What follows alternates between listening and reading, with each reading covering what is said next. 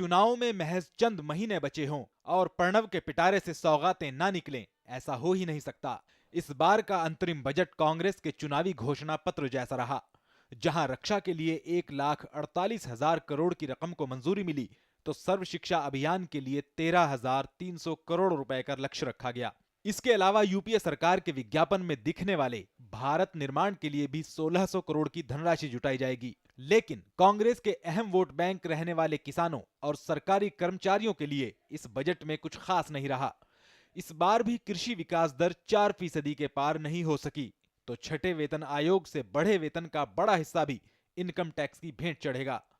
हालांकि बजट की इस कमी का एहसास कांग्रेसी नेताओं को भी है।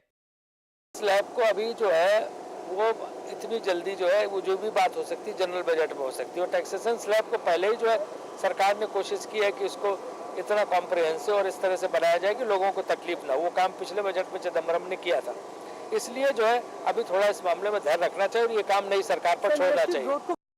प्रणब मुखर्जी ने बजट में आर्थिक मंदी के बावजूद मुल्क के विकास की जो झांकी दिखाई है वो काबिले तारीफ है, जिसमें 7% की विकास दर, 37% की बचत दर, गरीबों के लिए 60 लाख मकान, 6 नए IIT और हर साल 1,80,00,000 नए रोजगार दिलाने का वादा है। लेकिन वामदल सरकार के वादों और हकीकत पर लाल दिखे। इनकी भाषण में कहा कि हमारे गोदाम भरे हुए हैं, देखो हमारी वाहवाही है।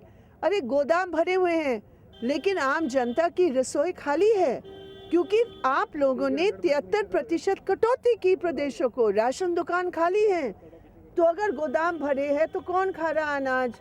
अगर चूहे खा रहे हैं और आपको चूहे से वोट लेना है वो अलग बात है। कभी जय जवान जय किसान और गरीबी हटाओ के नारे पर सरकार बनाने वाली कांग्रेस से इस बार उसका कोर वोट बैंक छिटक सकता है। इसका सीधा फायदा लोकसभा चुनाव में बीएसपी को मिल सकता है।